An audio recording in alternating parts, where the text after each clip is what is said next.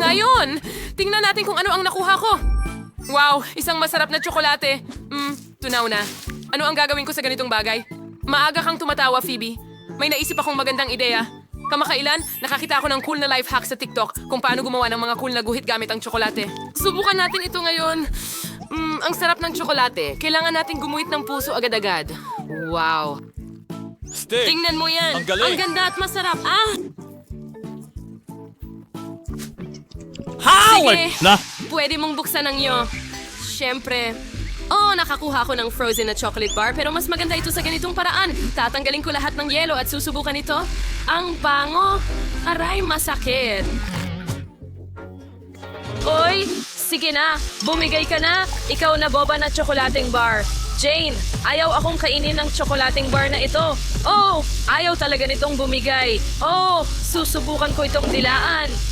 Ang sarap. Ang weird mo, Phoebe. Tingnan natin kung paano ako gumuhit ng isa pang cool na chocolate drawing.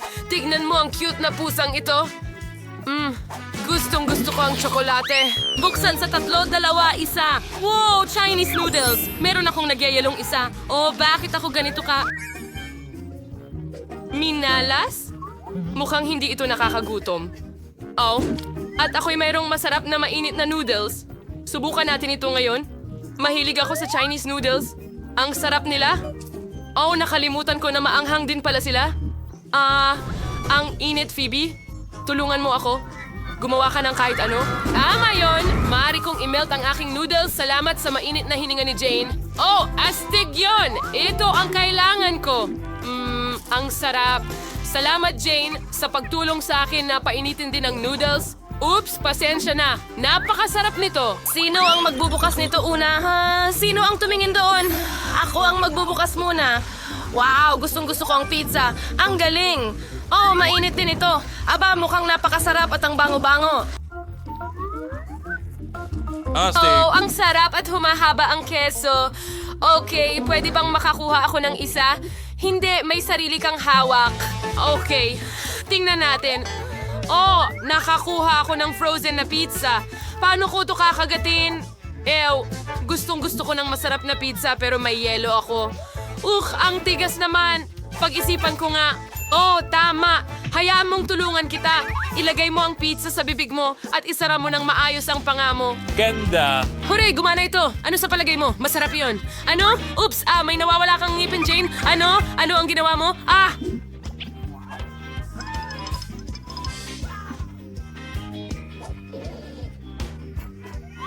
Baka makatulong itong pizza? Magbahagi? Sige, salamat. Ano meron dito? Sige na. Teka.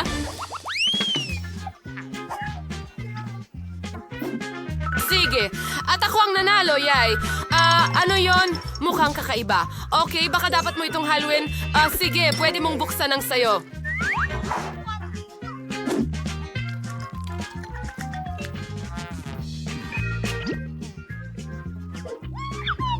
Wow! Tingnan mo itong lollipop, ang laki.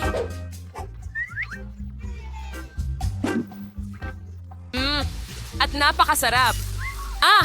At ito rin ay frozen. Ang bibig ko, hindi ito masyadong maganda sa ganitong paraan. Pero alam ko ang gagawin. Tingnan mo, i-prank natin si Jane. Jane, tulungan mo ako, please. Jane? Tulungan mo ako! Ano? Natigil ang dila mo? Tutulungan kita, kaibigan ko. Hihila, hihila. Peking dila lang pala? Hindi ito nakakatuwa. Sige, tikman mo ang chupa chups ko. Alam ko na ang gagawin. Naisip ko na kung paano ko kakainin ito. Tingnan mo ang mga lobo na ito. Ang lutong at sarap. Pwede bang subukan ng dalawa? Hindi, pagkatapos ng kalokohan mo, maglaro tayo ng bato, papel, gunting. Ang mananalo ang magbubukas muna.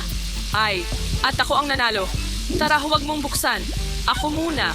Oo, chicken McNuggets. Ang sarap at init nila. Sige, titikman ko na. Ang sarap. Ang sarap talaga. Jane, huwag mong tignan ang mga nuggets ko. Tingnan mo ang sayo. Napagtanto ko na meron akong frozen nuggets. Ano ang gagawin ko sa mga ito? Matigas at malamig sila. Ang sakit kagatin. Sige na. Kailangan talagang painitin ang mga ito. Oh, alam ko ang makakatulong sa akin. Ibigay mo sa akin, Phoebe. Baka magamit ko ang plansa mo. Bigyan mo ako ng ilang minuto. Okay. Sa tingin ko tapos na ito. Oh, hindi. Oh, yay. Tapos na. Tingnan mo. Talaga! Meron din akong mainit na chicken McNugget. Ang sarap. Astig na life hack. Pwede ba akong mauna? Huray, salamat. Meron akong waffles. Oh, frozen din sila. Uy, alisin mo ang hindi ka nais-nais na lamig. Alisin ang mantikilya at tumigil ka sa pagtawa. Buksan mo ang sayo.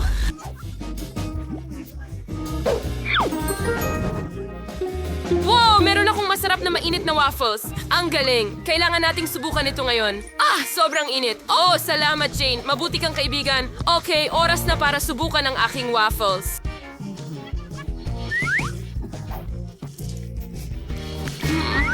Ang sarap at malutong. Anong ginagawa mo, Jane? Sige na. Oh, kailangan kong basagin ito. Nagawa ko. Ngayon, baka subukan? Oh, ayaw pa rin kagatin. Oh, galit ako, hindi ko alam ang gagawin. Ano? Alam ko na ang gagawin. Pwede mong kunin yung isa pa. Hindi, galit ako sa'yo. Oh, talaga? Sige, mag-share tayo. Oh, Mommy, bilan mo ako ng chocolate bar. Oh, sino ang maingay dyan? Alados pa lang ng hapon. Oh, sandali, ngayong petsa 31 na ba ng Oktubre? Ibig sabihin nito ay Halloween na at mga kalokohan sa aking kapatid na babae. At ang unang kalokohan ay ang pagkuha ng bola sa puting sapin. Oh, wag nating kalimutan ang nakakatakot na mukha. Oh, kamusta ka? Natakot ka ba?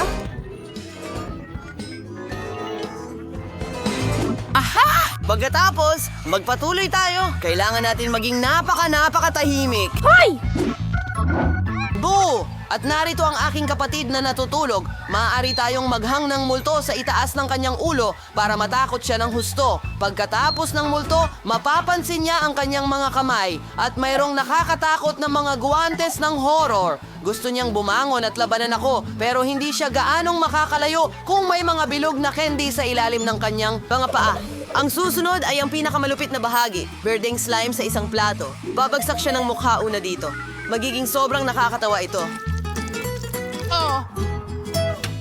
At ngayon ang huling bahagi.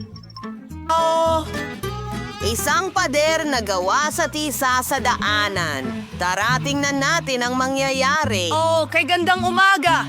Oh, Diyos ko! Anong klaseng halimaw ito? Ay, hindi! Lahat ng mga guwantes, sige, kahit ano. Oh, nahuhulog na ako. Oh, si Ben nga ito. Kadiri! Oh, sana hindi ito uhog. Ayan na, Ben, lagot ka. Papunta na ako. Ano ito? Oh, dati may daan dito. Oh, wallpaper lang pala. Magandang umaga, maliit na kapatid. Maligayang Halloween. Oh, masama ba ang timpla mo?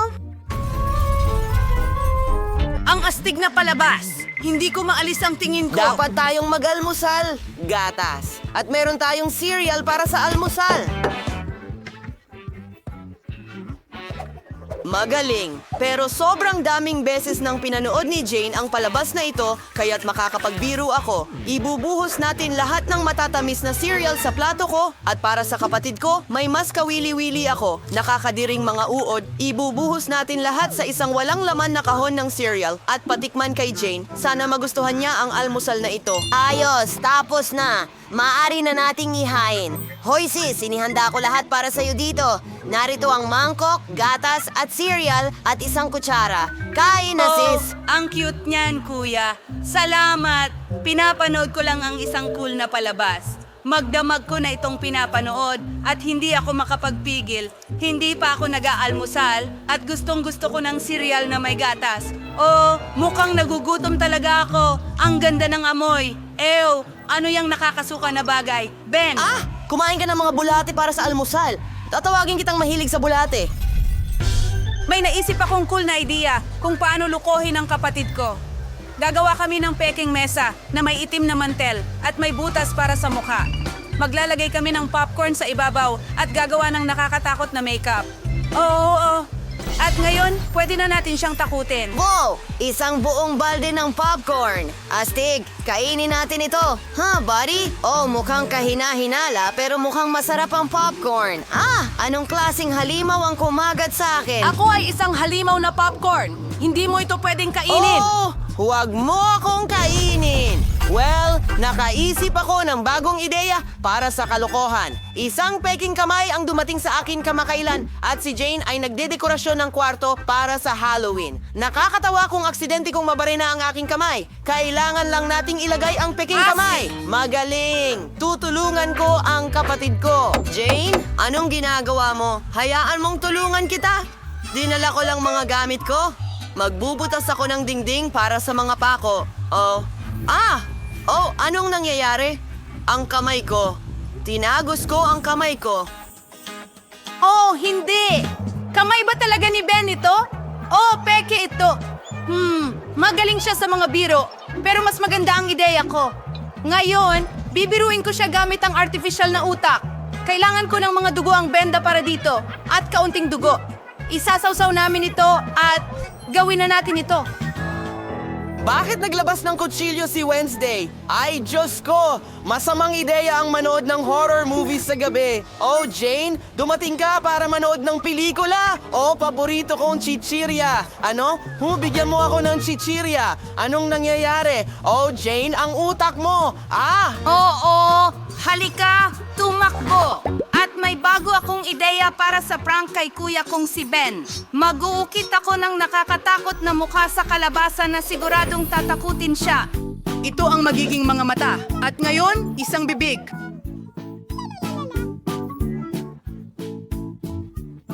Mahusay! Kailangan nating maglagay ng kandila sa loob at tapos na. Kailangan ilagay ang ating halimaw na kalabasa sa ilalim ng kama ni Ben. Mula sa dilim, mas nakakatakot ang kanyang mukha. Pero hindi iyon sapat. Kailangan mag-iwan ng bakas ng dugo na parang may halimaw na nagtatago sa ilalim ng kanyang kama. At ngayon, kailangan nating tumakas bago dumating si Ben.